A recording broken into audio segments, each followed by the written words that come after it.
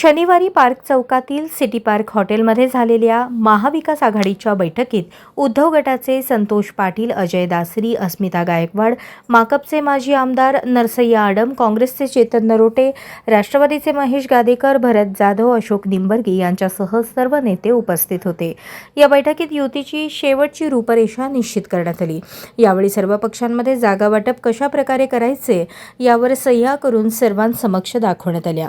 यामुळे सोलापूरमध्ये महाविकास आघाडीची युती आता अधिक ठाम झाली असून आगामी निवडणुकीसाठी राजकीय रणभूमी सज्ज झाली आहे।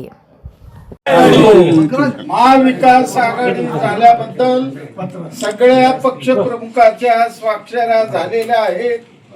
त्याला किती जागा दिलं या सुद्धा यात नमूद आहे। जे चेतन बावणी दासरी साहेबांनी सांगितलं ते याच्यात नमूद आहे।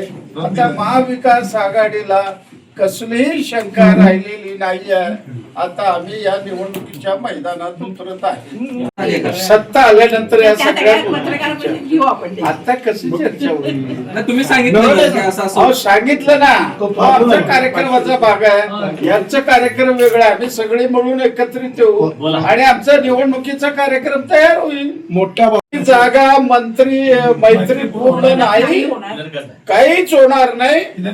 सगळे प्रश्न रुसवे फुगवे ज्या त्या पक्षाचे पुढारी बसून संपवतील। मनसे दिसत नाही होते तुमच्यामध्ये,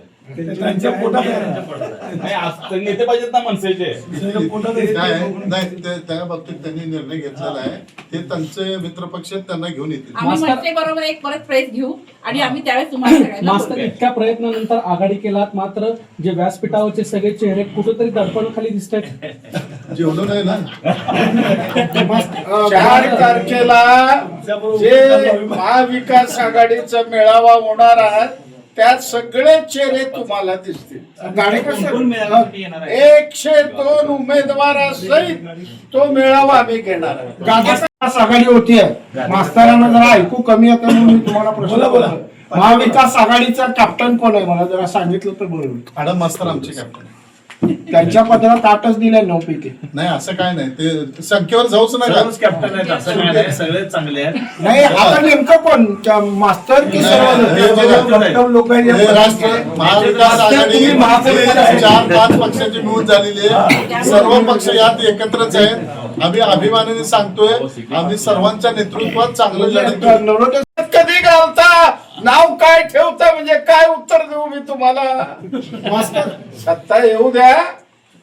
जसं आम्ही 102 जागेचं बरोबर आम्ही वाटाघाटी केलं, एकदा सत्ता येऊ द्या, मग नंतर बघूया सगळ्या। मागणी केली होती, 7 जागा तुम्हाला मिळालेल्या आहेत, कुठेतरी दुधाचे ताकावर बघते असं वाटतंय। हे बघा, सगळ्याला पाऊल माग घ्या।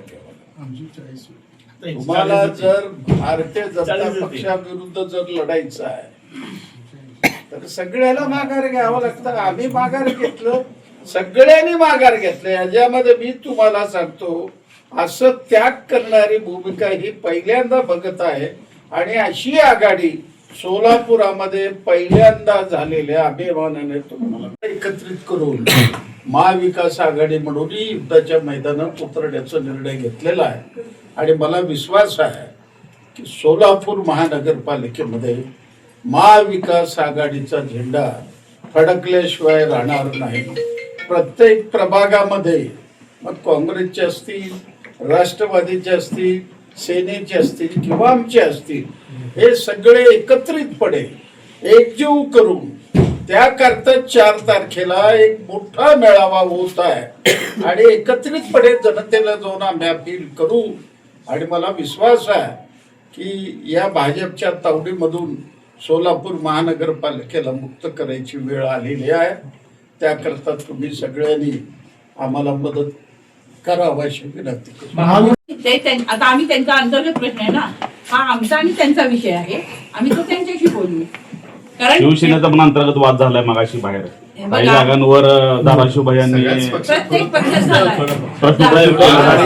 आघाडी करायचं म्हटलं ना तर सगळ्याच पक्षाला 2 पावलं मागे आणि आमच्याकडे इच्छुकांची संख्या मोठी असल्यामुळं आम्हाला इथं या जागा कुठल्या सोडवून घ्यायच्या, ज्या सोडवलेल्या आहेत त्या अजून आम्हाला काय नाही। प्रत्येक शिवसैनिक आम्ही त्यांना त्याचा हक्क आहे शिवसैनिकांचा, ते म्हणतात बरोबर आहे। आम्ही सुद्धा शिवसैनिकांसाठीच हे सगळं केलेलं आहे. आणि घरात घर म्हटल्यावर भांड्याला भांडे लागणार, तो आमचा अंतर्गत हे आहे विषय आणि प्रत्येक पक्षाचाच असं राहणार आहे, पण ते आमचं आम्ही अंतर्गत सोडू, आम्हाला विश्वास आहे.